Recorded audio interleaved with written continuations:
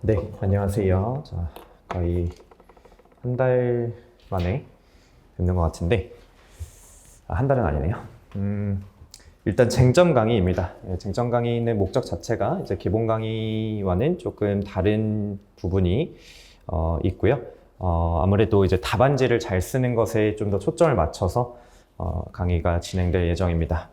그리고 지금 아직 뭐 영상은 많이 안 올라갔고 수기도 이제 이번 주 정도에 아마 올라갈 것 같은데 보시면서 좀 참고를 해보시면은 올해 이제 고득점 하신 분들의 좀 공통점이 확실히 좀 답안지에 대한 본인만의 기준들이 조금 확실하셨던 것 같습니다. 특히나 좀 인상적이었던 게 민소 고득점자 같은 경우에는 또 사안포섭을 굉장히 많이 하셨다라는 얘기도 좀 인상적이었고요. 그래서 이 답안지에 대한 고민을 앞으로 계속 해나가시면 좋을 것 같은데 그것에 이제 좀 틀을 잡는 강의다라고 봐주시면 되겠습니다.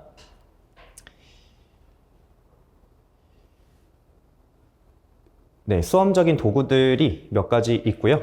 가장 큰 특징은 이 쟁점 단위로 박스가 만들어져 있다입니다. 그래서 뭐 하루 1회독이 가능한 얇은 분량 1회독이라고 돼 있긴 한데 전날 1회독 얘기하는 거고요. 전날에는 어차피 엄청난 속도로 공부를 하시게 되기 때문에 속도가 알아서 올라가서 웬만하면 1회독이 되긴 하지만 솔직히 600, 800 이 정도 페이지의 책을 전날 1회독 하는 거는 거의 불가능합니다. 그래서 사실상 저는 이틀에 걸쳐서 1회독 하는 걸 추천을 드리긴 하는데 이 책은 실제로 1회독이 가능하고요. 쟁점이 여기 400개 되어 있는데 400 실제로 2개이고요. 그리고 조문이 아닌 쟁점 단위로 정리가 되어 있고 그래서 실전용 요약서다. 쟁점 박스라고 해서 모든 박스 402개의 박스가 다 네모로 쳐져 있으면서 그 안에 대부분의 내용들을 담고 있어요. 그래서 여기 있는 부분들은 작년 판에도 다 있었던 부분들이니까 요거는 넘어가고 이번에 이제 포섭 논리 부분과 포섭 문구 부분을 조금 더 보강을 했고요. 그리고 이 주제별 목차는 기본서 점에 있는 그 내용을 조금 압축해서 기재해 놓은 부분이고 따로 네모 박스로 뽑기에는 좀 애매한 부분들을 이 주제별 목차에 간단하게 적어 놨습니다. 그래서 단순 암기 내용들도 여기서 참고를 해주시면 되고 그리고 이 보충 박스가 제가 조금 나름 킥으로 생각을 하는 부분인데 세 가지의 유형이 있어요. 단문 유형, 판례 유형, 쟁점 유형이 있는데 단문 유형은 사례형 문제 중에서도 단문으로 문제가 나왔을 때 그냥 단문으로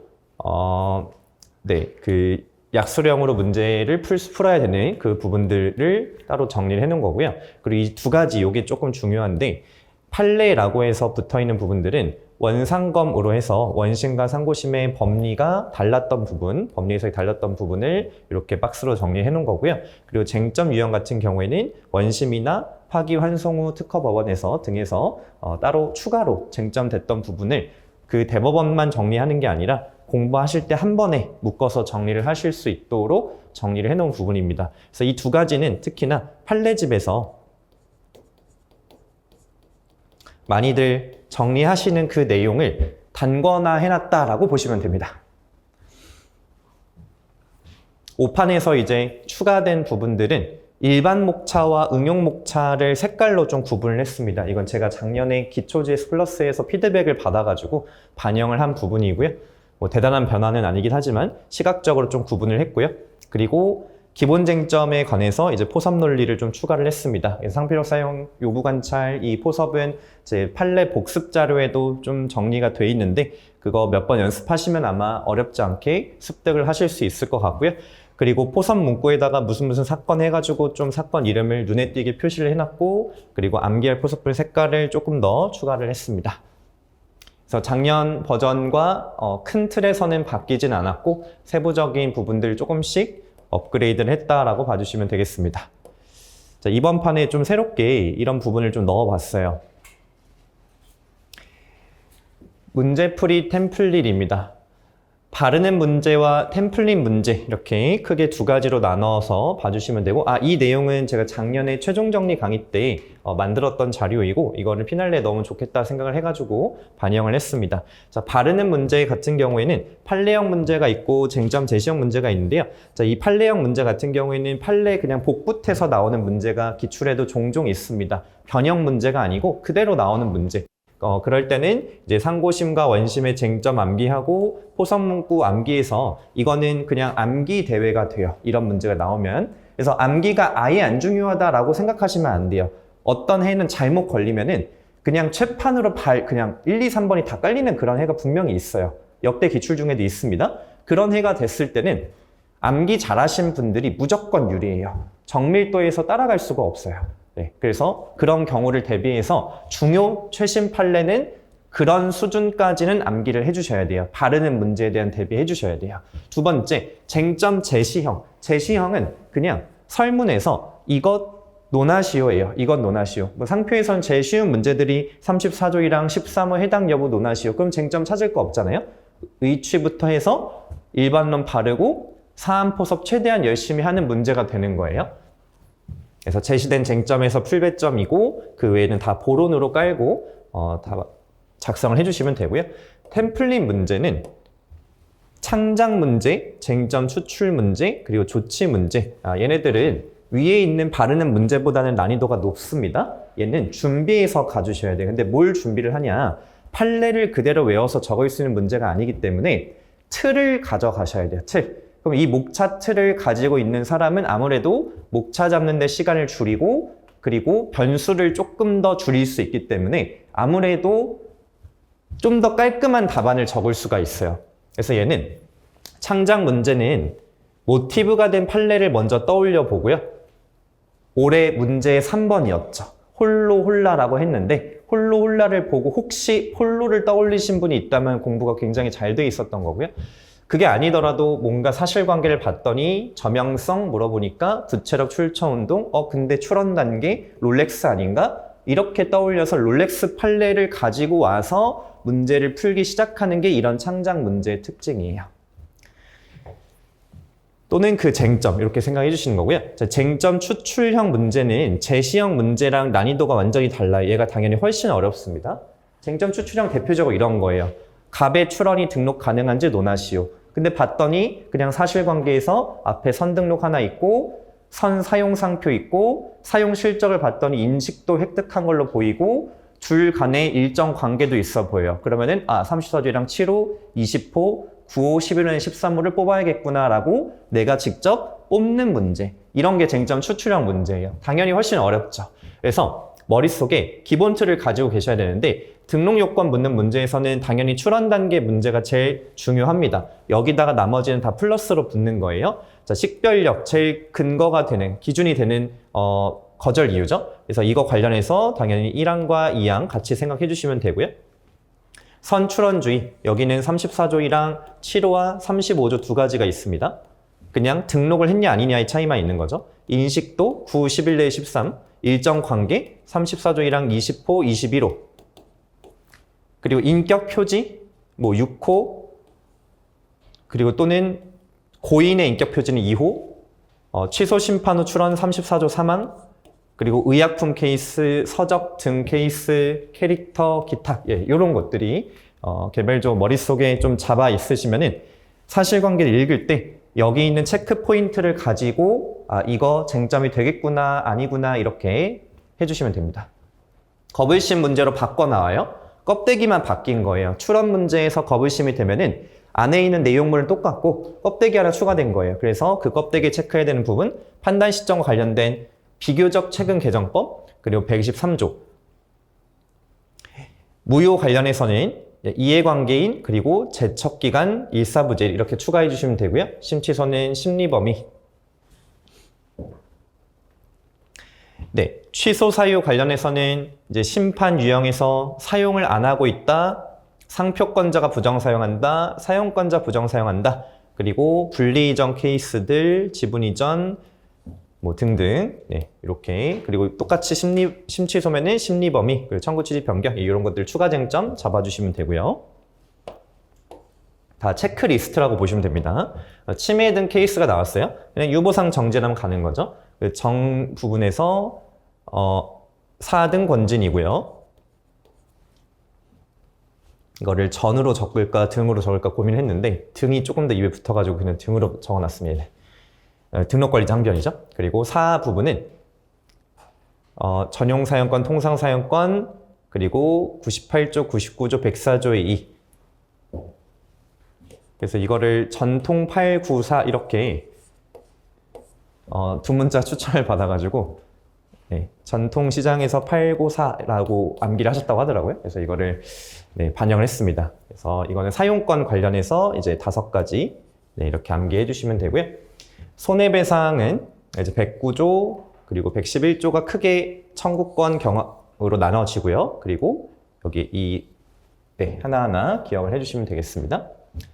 침해죄도 뭐 중요한데 내용 똑같으니까 여기 나와 있는 이 정은 정당행위입니다. 형법 20조. 네, 요거 하나만 좀 메모를 해주세요. 이거 나중에 아마 헷갈리실 수 있어서 정당이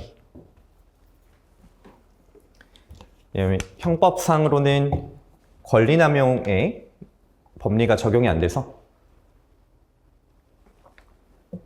그거에 상응하는 공격상표, 등록상표에 무효사유가 있을 때 이 무효사유 있는 것을 기초로 내가 무죄를 판결받기 위해서 어떠한 주장을 할 수 있느냐? 정당행위의 주장을 할 수 있다. 이렇게 보시면 됩니다. 네, 그리고 권범심 같은 경우에는 적법, 뭐 이런 내용, 적법이 가장 중요하죠. 그리고 나머지 상보죄 판단은 어차피 침해 판단이랑 거의 똑같기 때문에 나머지 보시고 조치형 문제 나왔을 때는 등록을 위한 조치, 타인 출원 등록에 대한 조치, 타인 사용에 대한 조치 여기까지가 제일 중요하고요. 마지막에 대응 조치는 상대방이 공격했을 때 다시 반박할 수 있는 조치들 내용 봐주시면 되겠습니다. 이건 어차피 내용들 다 따로 목차로 잡혀 있거든요. 하나하나. 그래서 얘는 가볍게 봐주셔도 돼요. 그래서 이 체크리스트 중에 제일 중요한 거는 사실 이 부분입니다. 이 부분. 누락의 위험성이 가장 큰 부분들이어서 식별력 판단하고 선출원적인 판단하고 인식도 일정 관계까지 이게 머릿속에 4가지를 체크하는 게 사실 가장 중요해요. 사실 몇 개 없죠. 네, 식별력, 선출원주의, 그리고 인식도, 일정 관계 4개 하면은 거의 웬만한 거절 이유 다 걸립니다. 이거 외에 당연히 뭐 3조, 38조 당연히 뭐 판단하면 좋죠. 근데 한 번도 그게 쟁점으로 나온 적이 없어요. 지금까지는. 네. 그러니까 그만큼 일반적인 그 쟁점 추출형 문제가 나왔을 때 여기서 벗어나서 어떤 짱돌 문제를 만드는 게 쉽지 않다라는 거예요. 그런 사실관계를 준다는 게. 그래서 웬만하면 여기 안에서 걸린다.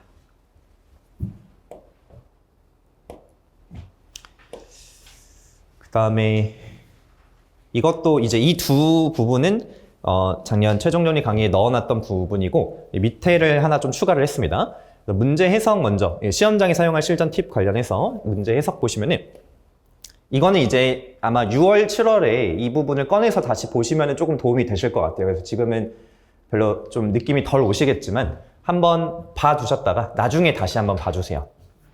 문제 해석을 하실 때는 사실관계를 주체, 사람, 그리고 상표, 상품, 출원 등록 사용, 날짜 이거 다 표시하는 방법 요거는 이제 사례 강의 때 좀 자세히 말씀을 드리겠습니다. 그리고 이번에 그 민속 고득점자 분께서 68.66을 받으셨는데 아마 1등으로 추정이 돼요. 이분이 그 사안포섭에 이거를 적으셨다고 하더라고요. 상표, 상품은 아니고 주체, 그리고 뭐 그 소속물, 날짜, 선후관계 이런 거를 다 매번 적어서 사안포섭을 하셨다고 합니다. 그래서 이런 거를 체크하는 거는 되게 좋은 습관인 것 같아요. 모든 과목에서. 그리고 문제 읽으실 때 애초에 트리거가 되는 부분에 조문 번호랑 법률 용어를 기재해 주시는 거. 해주시면은 나중에 쟁점 위에서 보고 내려와서 목차 잡을 때 훨씬 빨라요. 자, 설문. 질문이 2개 이상이에요. 뭐뭐 한지 논하고 뭐뭐 한지 논하시오 이렇게 2개 물어봤어요. 그러면 물어본 대로 목차를 잡는 게 제일 좋아요. 두 번째, 1개예요. 그럼 템플릿. 이 템플릿이 뒤에 나오는 402개의 그 쟁점 박스 말하는 거예요. 그 템플릿. 각 설문, 독립이 원칙이고요. 그리고 중복 기재는 웬만하면 지양하시는 게 좋습니다. 그러니까 앞부분에 적었으면 뒤에는 안 적는 게 좋아요. 일반론을요. 일반론은 중복 기재를 최대한 지양. 배점. 쟁점 하나가 약 5점이라고 생각하시면 편해요. 네, 일반적인 경우고 그렇지 않은 경우는 당연히 있을 수 있는데 대충 내가 배점이 한 10점, 12점이 됐는데 내가 하나밖에 안 적은 것 같다. 그럼 뭔가 좀 더 찾는 노력을 기울이시면 되고 이미 한 2개 찾은 것 같다. 그럼 무리해서 막 그 쟁점을 만들어서 적으실 필요는 없다. 약간 이 정도의 기준점을 보시면 될 것 같아요. 자, 사실관계가 길어요. 올해 상표 문제 1번처럼 길게 나왔어요. 매우 높은 확률로 판례 복분 문제일 가능성이 높아요. 그거를 사실관계를 일부 바꿔서 내기는 사실 쉽지는 않아요. 그래서 웬만하면 그럴 것이다. 사실관계가 짧아요. 판례 변형 또는 창작일 가능성이 커요. 올해 문제 3번이죠. 홀로 홀라 문제가 폴로 폴라 문제는 맞는데 사실관계를 바꿨어요. 공격 방어의 주지 저명성의 순서를 바꿨어요. 원래 실제 판례는 인용상표가 폴라였고 출원상표가 폴로였어요. 근데 이걸 바꿨어요, 순서를. 바꾼 거에 어떤 의도가 있는지는 잘 모르겠는데 아마도 설문 3번의 공존동의, 재공존동의 관련된 걸 물어보려고 바꾼 것 같아요. 그러다 보니 문제가 조금 더 어려워진 게 인용상표가 홀로가 저명한데도 불구하고 비유사 주장을 해야 되는, 사실 인용상표 저명이면 웬만하면 유사거든요, 결론이. 근데 비유사 주장을 해야 되도록 문제가 사실관계 세팅이 되어 있으니까 사안포섭을 쥐어짜야 되는 그 난이도가 올라갔어요. 이거를 인지하고 문제를 푸신 분들이 얼마나 있으실지는 잘 모르겠는데 어쨌든 사실관계는 그랬어요. 그러니까 이거는 판례를 변형을 한 거예요. 의도적으로. 사실관계가 짧으니까 가능한 것 같아요. 길면은 잘못 손댔다가 내가 통제 안 되는 범위에서 문제가 바뀌어가지고 충돌될 수 있거든요. 그래서 문제를 길게 냈다는 거는 바꾸기 어려웠다는 얘기랑 사실 같다고 보시면 돼요. 대신에 긴 것 때문에 애초에 시간이 오래 걸려서 난이도가 자연스럽게 올라가요. 그럼 굳이 문제를 안 바꿔도 난이도 조절을 할 수가 있어요. 그래서 이 두 가지의 큰 전략을 잡아주시면 좋을 것 같고요. 답안 작성 관련해서는 30점은 6분, 20점은 최대 4분. 요게 이거보다 짧게 읽으시는 분들도 있고 길게 읽으시는 분들도 있는데 길게 읽으시는 분들은 조금 줄이는 노력을 해보시면 좋을 것 같고요. 짧게 읽으시는 분들은 그대로 하셔도 상관없는데 혹시 내가 논점 누락이 너무 많다 그러면은 2번 읽으세요. 2번. 쟁점 선별, 트리거로 쟁점 추출하고 배점으로 강약 조절하는 겁니다. 이거 꼭 기억을 해주세요. 트리거로 추출, 배점으로 조절. 작성 시간. 올해 정말 중요했던 것 같아요. 특히나. 그래서 아마 많이 느끼셨을 것 같아요. 문제 읽는 시간 제외하면, 자, 6분, 4분 제외하잖아요? 그러면은 정확히 1분의 1점이에요. 1분의 1점. 1번 문제 36분 풀어야 돼요. 문제 6분 읽었어요. 30분 남았죠? 30점이잖아요? 1분의 1점. 내가 5분 지났는데 한 페이지를 못 채웠다. 느린 거예요. 느린 거예요. 속도 올려야 돼요. 2페이지 적었는데 10분 한참 지났다. 큰일 난 거예요. 훨씬 올려야 돼요, 속도를. 그럼 속도를 어떻게 올리냐? 갑자기 필속을 빨리 할 수는 없잖아요. 그거는 이제 그 3, 4번의 체력을 끌어다 쓰는 거거든요. 그렇게 하시면 안 돼요. 뭘 바꿔야 되냐? 그 다음 순서에 나오는 일반론을 버리면서 가야 돼요. 일반론을. 이 선택을 할 수 있냐 없냐가 결국에 문제 3, 4번의 답안 퀄리티를 결정합니다. 그래서 요새 이제 좀 유행하는 방법인데 2문제를 1시간 동안의 문제 푸는 거를 여러 번 연습을 하는 게 요새 좀 유행을 하더라고요. 스터디를 많이 하시면서. 왜 그렇게 하냐? 1번 문제를 풀 때 보통 마음이 여유가 있는 게 시간이 많이 남아서 그래요. 그러면은 3, 4번의 시간을 땡겨오고 있는 건데 그거를 보통 인지를 못해요. 근데 1, 2번만 풀잖아요? 그러면은 바로 이제 2번을 풀고 시험이 끝나기 때문에 땡겨올 게 거의 없다라는 걸 알아요. 네. 그래서 1시간을 내가 시험을 잡고 문제 연습을 하면은 땡겨오는 걸 좀 덜하게 됩니다. 미래의 시간을 땡겨오는 걸 최대한 줄이셔야 돼요. 그래서 제가 그런 말씀도 드린 적이 있잖아요. 이 시험은 1시간짜리를 2번 보는 거다. 2번 보는 걸 실제로 매우 강하게 내가 인지할수록 1, 2번의 시험 끝내고 3, 4번을 다시 들어가는 이게 습관이 되면요. 땡겨오는 걸 줄이실 수 있어요. 그러면은 2번부터 이미 일반론 버리고 들어가게 돼요. 그리고 더 이게 훈련이 잘 되잖아요. 설문 1번에서 시간조를 실패했잖아요. 설문 2번부터 버리게 돼요. 이걸 잘하는 분일수록 3, 4번 점수가 높습니다. 올해는 그게 기형적으로 1, 2번 점수가 낮았고 3, 4번 점수가 높았어요. 제가 지금 복귀본들을 다 받고 있는데 상표가 지금 가지고 있는 데이터가 65.66 두 분 있고 66점 한 분 있고 67점 한 분 있거든요.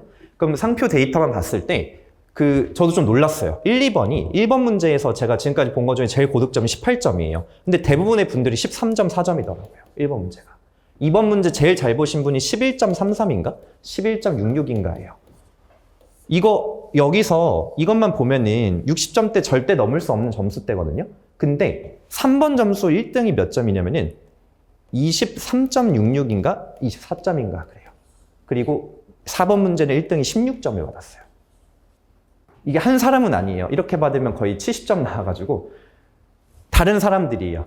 근데 문항별로 점수대 분포가 보면은 3, 4번을 정말 많이 퍼줬어요. 정말 많이.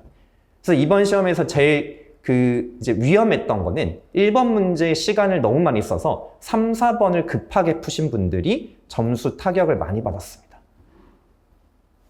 그래서 합격자분들이 이번에 공통적으로 얘기하는 게 나는 시간 조절을 신경 썼다. 36분, 24분을 좀 칼같이 지키려고 했다 하는 분들이 고득점 하신 분들이 좀 많더라고요. 상표 한정에서요. 좀 기형적으로 1, 2번, 3, 4번의 채점자분들끼리 너무 편차가 심해가지고 근데 이거 뭐라 할 수 없어요. 왜냐면 이게 표점제도 아니고 본인들끼리 3명 합산했을 때 점수가 크게 벌어지지 않으면 아무 문제 없거든요. 1, 2번과 3, 4번 예전 채점자가 다르기 때문에 그래서 이렇게 되는 게 가능하다는 거예요. 이런 채점이.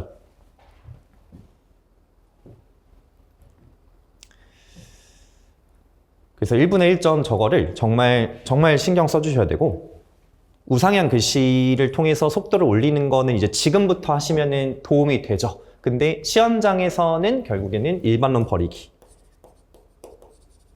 네, 이거를 추가로 생각을 해주시면 좋을 것 같습니다. 네, 답안 인상에 영향을 미치는 부분들, 이거는 이제 지금이니까 더 강조해서 말씀을 드리는데 초성 크게 적어주시고 제목 길이 3분의 2. 제목이 이렇게 있을 때 여기가 예를 들어 본문이에요. 제목은 이렇게 적어요. 이렇게. 제목이 여기까지 오잖아요. 그러면은 본문이랑 구별이 안 돼요. 네. 채점자는 채점을 최대한 쉽게 할 수 있게 만들어줘야 돼요. 그래야 점수가 올라가요. 채점이 어려워질수록 점수 떨어집니다. 어떻게 쉽게 만들어주냐? 제목만 보고도 뭔 내용을 적었는지를 알 수 있게. 이게 뭐 당연히 그런 거 아니에요. 제목을 가지고 채점하겠지 정도가 아니에요. 정말 극단적으로 보면은 본문을 아예 안 읽을 수도 있어요. 정말이에요. 아예 안 읽고 제목만 보고도 채점할 수도 있어요.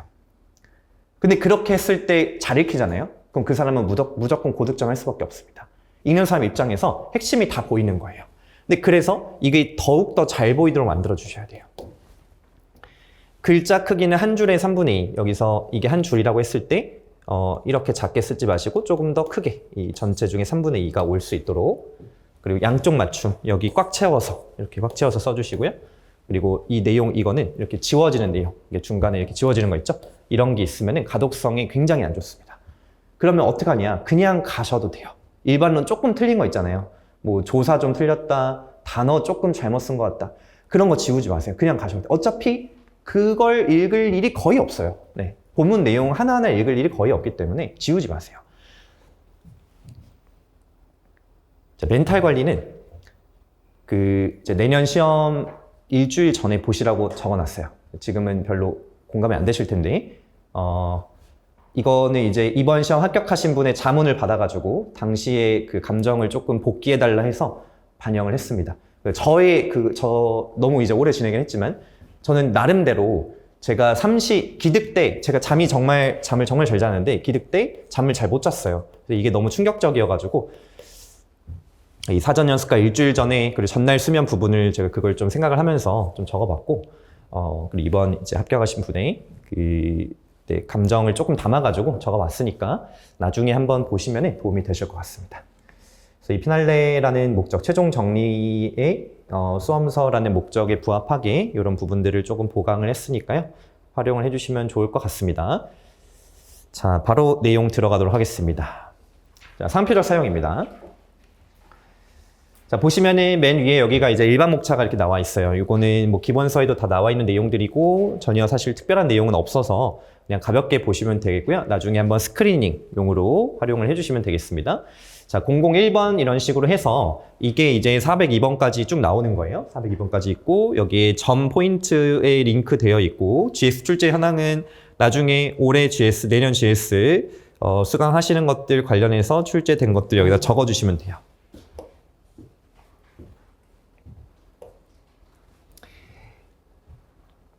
상표법상 사용과 관련해서는 네, 단문으로도 이게 근데 얘가 한번 출제가 된 적이 있습니다. 이 부분이 출제가 된 적이 있어서 네, 명확하게 이게 그대로 나온 건 아니어가지고 제가 기출을 달아놓진 않았는데 네, 어쨌든 요로 관련된 내용이 한번 나온 적이 있고요. 넘어가겠습니다. 자, 이게 이번에 기출이 되었죠, 소니. 그러니까 되게 전통적인 내용이었고 소니 판례 하면 두 가지의 쟁점이 있었잖아요. 내부 회로기판에 표시하는 케이스 그리고 외부에다가 설명적으로 소니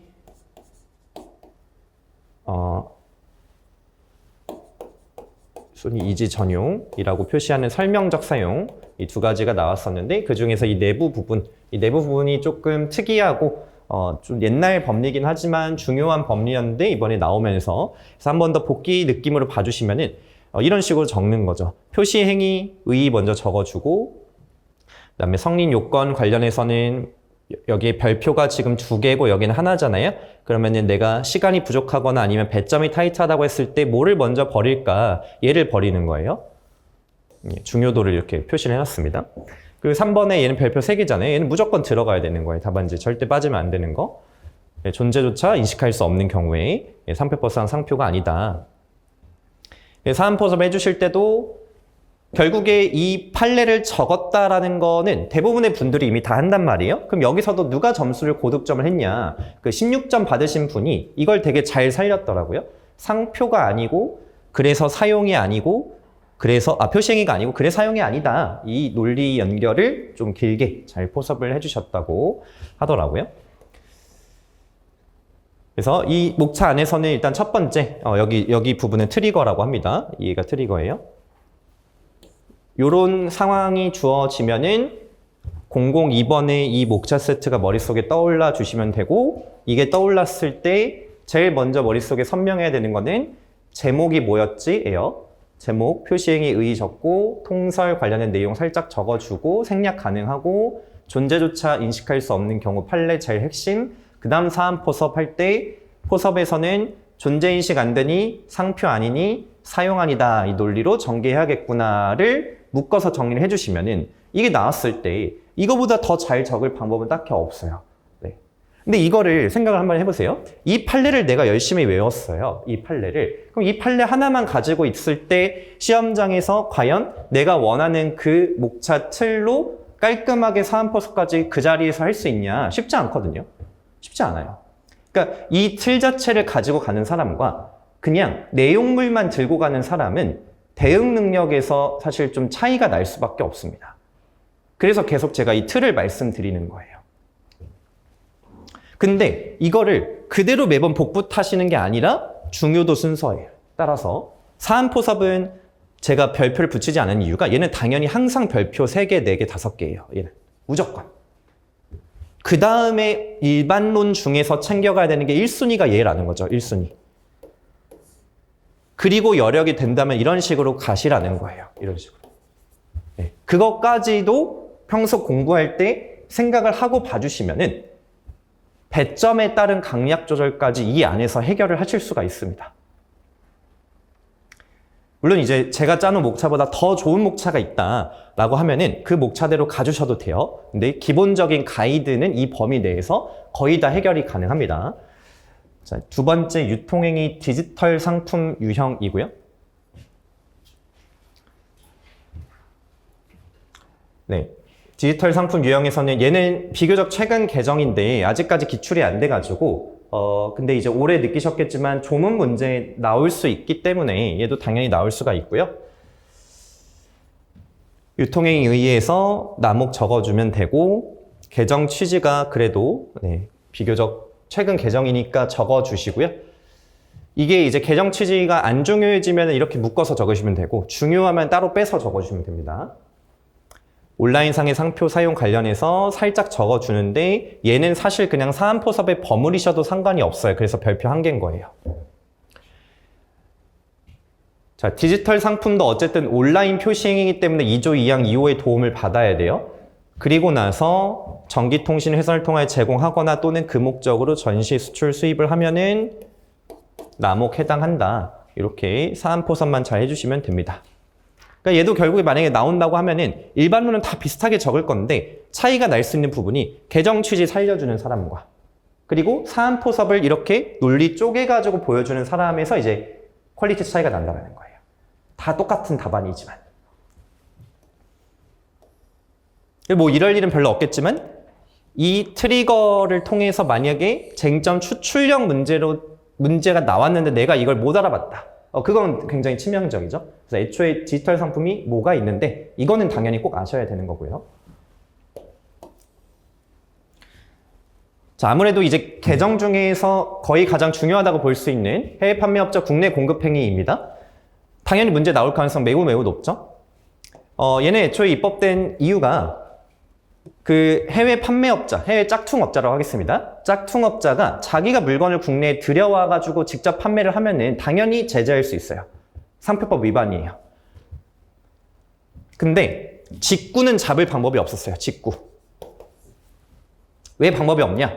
직구는 직구한 수요자 입장에서 한번 보시면요. 수요자 입장에서는 나는 그냥 물건을 사온 거예요. 그럼 그게 양도, 인도, 목적 수입이 아니죠. 양도, 인도, 목적 수입을 하면은 2조 1항 11호 남목에 해당돼요. 근데 양도, 인도, 목적이 아니고 나는 내가 직접 얘를 사용하려고 그냥 구매를 한 거예요. 그러면 남목이 적용이 안 돼요. 그래서 이 직구를 막을 방법이 없었어요. 그러니까 직구 자체가 문제가 아니라 짝퉁을 직구하는 거를. 짝퉁을 직구하는 거에 대해서 이걸 막을 방법이 없었다. 그래서 이 법이 들어온 거예요. 요건 외워주셔야겠죠? 해외에 있는 자가 상품 또는 상품 포장에 상표를 표시하고 타인으로 하여금 국내로 반입, 국내에 있는 자에게 공급. 자, 입법 취지는 직접 구매하는 소비자에서 직구죠. 줄여서 직구 소비자가 증가하고 법적 근거가 없었다. 이거를 명확하게 하기 위함이다. 그래서 사안포사 해주실 때 얘도 표시했고 타인을 통해 국내로 공급했으니까 2조량 11호에서 다목이 적용이 되고요.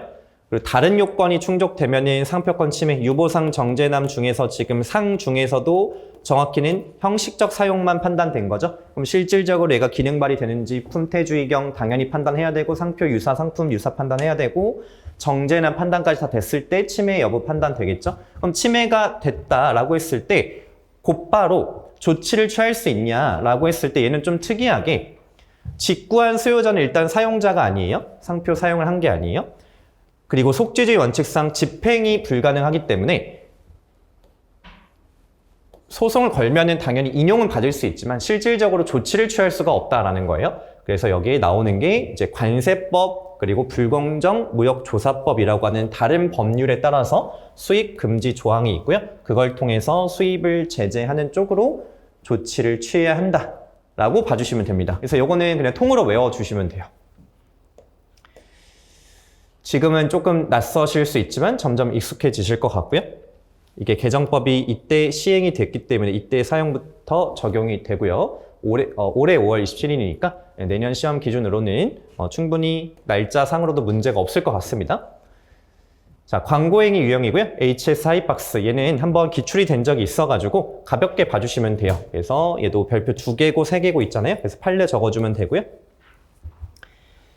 네, 사실관계를 봤더니 얘는 뭐가 쟁점이었냐면은 상품과 관련하여 표시가 되지 않았다. 관련하여 표시가 되지 않았으니까 광고행위가 아니다. 그래서 문제가 만약에 119조 1항 3호를 물어봤다면은 이어서 이렇게 가시는 거죠. 광고행위가 아니니 119조 1항 3호에서 말하는 의 사용도 아니다. 그래서 취소 사유 있다. 네. 이거 연습을 계속 해주세요. 뭐뭐 하니까 뭐뭐 하고 뭐뭐 하니까 뭐뭐 하고 뭐뭐 해서 결론이 뭐뭐 하다. 논리를 계속 이렇게 엮어서 가시는 거. 요 연습을 해주세요. 이거 하면 좋은 게 누락을 방지할 수 있고요. 포섭이 길어집니다. 네. 굉장히 손쉽게 사안 포섭을 잘할 수 있는 방법이에요. 뭐뭐 하니까 뭐뭐 하고 뭐뭐 하니까 뭐뭐 해서 결국에 뭐뭐 하다. 네, 컨터 코일은 이제 너무 대놓고 기출이 됐기 때문에 넘어가겠습니다. 네.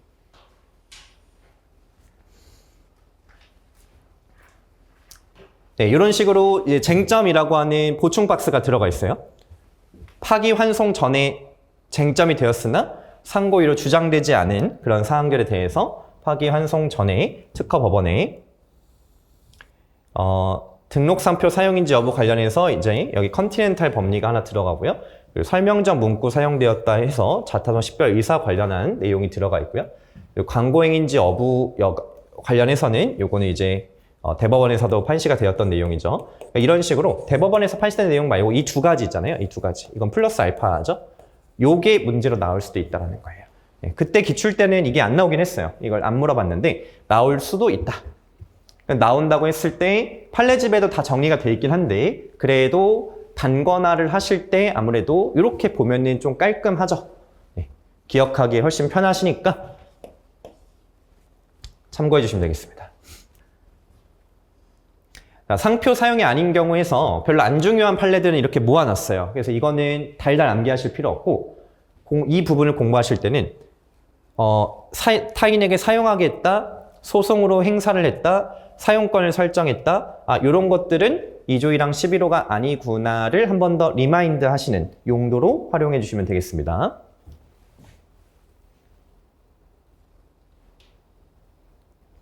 자, 서비스에 대한 상표의 사용이에요. 얘는 크게 나온 적은 없긴 한데 그냥 일반론으로 기억하셔도 무방한 정도이고요. 이 부분이죠. 결국에 얘는 2조 1항 11호가 상품에 관한 규정이다 보니 이거를 서비스로 확장을 하기 위해서는 판례의 도움이 필요한 거죠. 그래서 이 규정이 없지만 이걸 인정해 주는 게 이제 판례인 거죠. 얘는 언제 적는지가 중요하겠죠? 네, 이런 이제 사실관계들이 등장을 했을 때 이거를 2조 1항 11호만 적고 바로 포섭을 하기에는 애매하다는 거예요. 2조 1항 11호는 서비스라는 단어가 없으니까요. 내가 실제 이 서비스에 대해서 상표의 사용이 이루어졌다, 형식적 사용이 되었다라고 마지막에 결론을 내리기 위해서는 하나 징검다리가 필요해요. 그 징검다리가 이 판례라는 거예요. 그래서 판례를 언제 적느냐를 아는 게 또 굉장히 중요한데 얘는 상표의 사용을 내가 인정하려고 할 때 그 대상이 협의의 상품이 아니라 서비스인 경우에 징검다리로서 이 판례를 적어준다. 이렇게 보시면 되겠습니다.